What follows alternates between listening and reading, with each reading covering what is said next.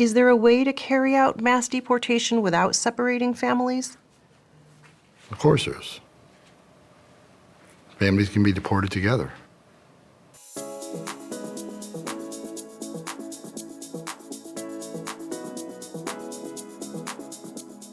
So mass deportations has been kind of a hot button issue throughout this entire election cycle. It's something that Trump campaigned heavily on, and there has been a lot of uncertainties on whether or not the courts would allow it to continue. And he confirmed earlier that he was planning to use the military to carry out this mass deportation effort. And Tommy and I were talking earlier about how that could be shot down by the courts. But I also raised the question of like, okay, well, you can't deploy the U.S. military on U.S. soil to be used against Americans, but could you federalize the National Guard if you declare a national emergency? You said no. No, he can't.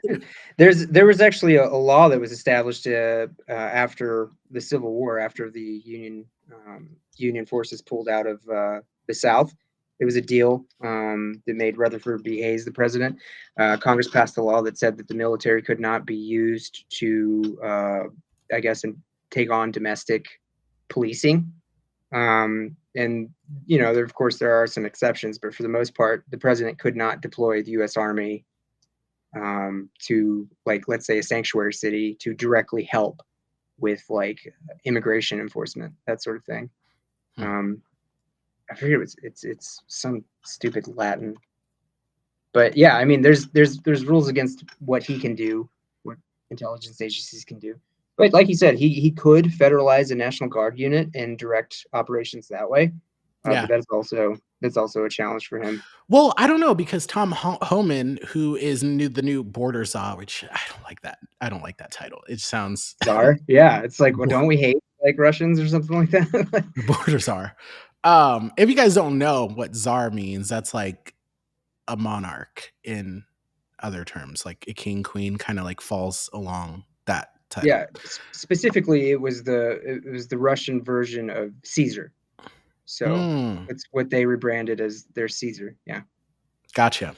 But he did a 60 Minutes interview, and I'm sure some of you guys watching have seen a lot of these clips. He talked about the way they would go about that in the 60 Minutes interview. He said there's not going to be like sweeping, like, no knock warrant, like busting down doors and like raiding places. He said it's going to be a lot of like targeted, operations based on people who had already been deported. He's like, we know where these people are, most of the people. But you were saying that oftentimes U.S.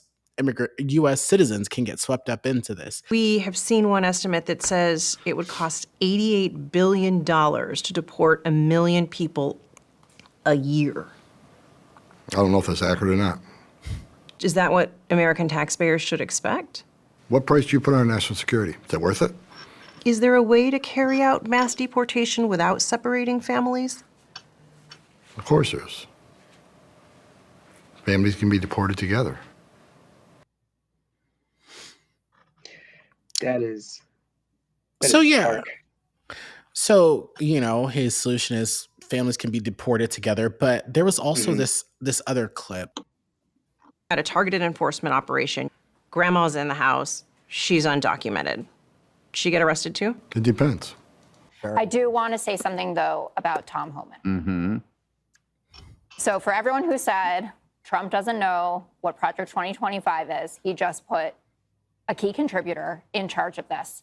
And Tom Homan was interviewed on 60 Minutes, and he was asked, is there a way to carry out mass deportation without separating families? And he said, of course there is. Families can be deported together. He also said that it didn't mean if someone was coming to be, quote unquote, rounded up and grandma was in the house and she's undocumented, that it didn't necessarily mean that grandma wouldn't be taken to. And you can say Donald Trump has a mandate till you're blue in the face. Taking grandma is not what people were voting for. They were voting for criminals to be kicked out of this country. Abuela is the Spanish word. Yeah. That's right. Really, I'm not Jessica? Abuela. Really, Jessica? God, this is so offensive, Jessica. not knowing the name. Dana, what are your thoughts on... I included the last bit of that because just the moving on of just like, oh, what are your thoughts on this? Like moving on. I think when people went and voted, because she was, and it's important to note that that's a Democratic strategist, the woman in pink who Mhm. is speaking, and she's on The Five, which is a Fox show. I think it's important to know that when people necessarily went to go vote, and to say that this is not what people were voting for, I mean, people there were rally signs that said mass deportation. He talked about, sure, like deporting criminals, right? But Tom Homan's definition of that is if you came into the country undocumented, that is a crime that you committed. So saying that people weren't voting for grandma to be deported, under Tom Homan's definition, she technically committed a crime. Do you get what I'm saying? Sure. Under his definition, I'm not saying like yes or no Yeah, she no, I did or guess not, I get it. I but get it. from like in that 60 Minutes interview, he said if you come here undocumented, if you didn't come through the port of entry or things like that, then you technically committed a crime. Coming into the Mhm. US undocumented is a crime. And so when she says people were voting for criminals to be deported, they're all criminals to him. Mm. Yeah, I mean,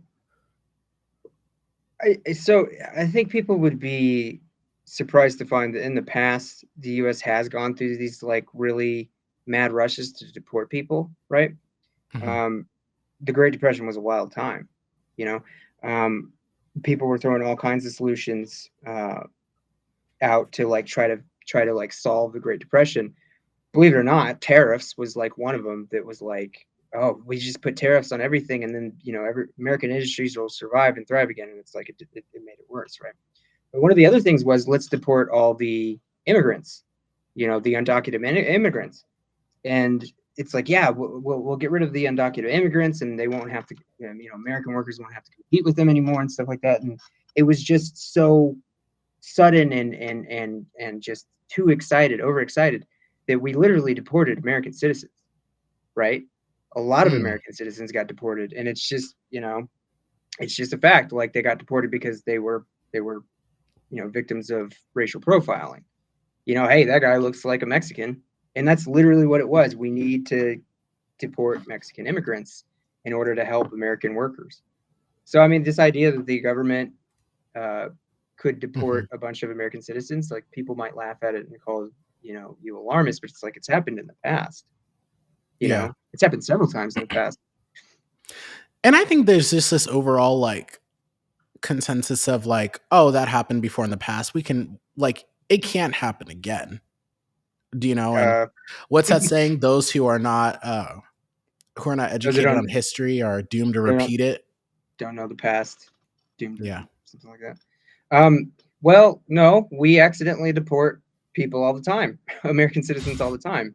Off the top of my head, I know that we deported a person with developmental disabilities back in 2007.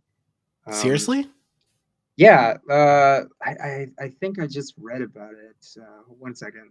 You can continue while I look. Oh, well, breaking news. Donald Trump said he would nominate Sean Duffy, an ex-congressman and Fox business host, to lead the transportation department. Oh, Wow. well, Pete Buttigieg. That's your replacement. More Fox News. When is Jesse Waters going to get a nomination? I wouldn't be surprised if he did get one at this Where's point. Sean Hannity's nomination? Also, just to talk about undocumented immigrants a little bit further, they're ingratiated into the weave of American society at this point, right? So, Mhm. according to this study that I was looking at earlier, this was from a study done by the Institute of Taxation and Economic Policy. So, undocumented immigrants paid 96.7 billion in federal, state, and local taxes in 2022. So, 59.4 billion of that was paid to the federal government. Um, it equated to around 8,800 per person in 2022. So, in other words, for every 1 million undocumented migrants who reside in the country, public services receive 8.9 billion in additional tax revenue. And again, it's also important to note that a lot of this goes to programs that they can't access, right? So, Social Security, Medicare, unemployment insurance, things like that, they're paying taxes into a system that they're not able to reap the benefits of. And so from the clip that I played a little bit ago, what did she say was going to cost $88 billion to deport every million? For every Every year. million, it would cost 88 billion annually. And Yeah. during a rally, JD Vance said that that was kind of the goal to deport 1 million people every year, which would cost 88 Mhm. billion. And if you think Mhm. about it, in 2022, they paid almost 100 billion in taxes. So you found out how that was possible, that they were Yeah. able to. So this is somewhat ironic, but businesses love undocumented work or labor, right? It's cheaper. They have a lot more power dynamic between the two, power asymmetry between the two.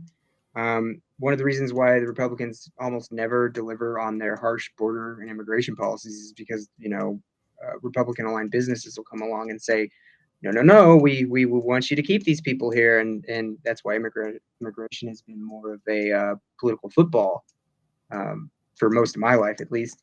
But yeah, I mean, so these businesses, since they love undocumented work and they can't just pay under the table 100%, they will help these undocumented immigrants get fraudulent social security numbers or tax identification numbers, and they will work and pay taxes that way. And it really is a look the other way type of situation because big Republican aligned businesses absolutely love undocumented work, and that's how they pay payroll taxes. Sales tax, well, they take the money that they earned and they go and buy goods. They're stimulating the economy and they're paying those payroll taxes or those sales taxes.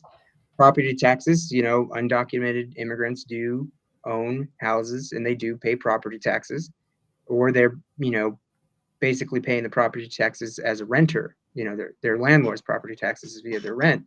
So I mean, it's just like that's why like Dan Osborne, he got hit with that commercial that was just like, his quote was just give him a damn social security number. Well, what the ad didn't go into is the context. The context was these people pay so much in taxes, they're keeping our dying rural communities alive. You might as well just help them become citizens, was his point. So it's just like they're not leeches on a system. They're literally paying money into a system that they can't benefit from. Yeah. And I mean, that's why they say that it would be detrimental to like the economy, deporting all these people who pay all this into federal, state and local taxes, excuse me. And then just the cost on top of that, because you can't, I don't think people understand that, like, you can't just like take someone and then just like put them on a plane, train, or, a ship and just send them back. Like, you got to coordinate with these other governments to receive these people. Right? Like there's a process, and we'll talk about it on a different stream because I got to do my research and check to make sure. But they're talking about building camps and expanding holding facilities in Texas by the border for people. But we'll talk about that on a later stream once I gather more information on that. So what has this led to? This has led to a lot of people being concerned about what could happen to their families and being separated. And like Tom Homan said, families can be deported together, but a lot of people are choosing to self-deport if that happens. Let me see if I can. Do you have stats on that? No, I just like video clips of people who have been I see. who have been interviewed. Like protected while my parents So are this not, is a my DACA brothers are recipient. not. My brothers have children that are born here. So if they were to get deported, what will happen to their kids? Although I have my life here, I think that I would take the decision to go back with my parents to take care of them. You would? Yes. You own a home here. This is the city you grew up in. But they're also part of my American dream. And I can't imagine living here without them. Yeah, so folks, that's kind of just the state of where we are, and we're definitely going to see how things play out, and we'll be here to cover it all for you guys, and bring you some live streams and commentary and compile different footage for you guys to see. But That woman was a DACA recipient, and she mentioned that earlier in that 60 Minutes interview. And as you just heard, she doesn't want to be separated from her family.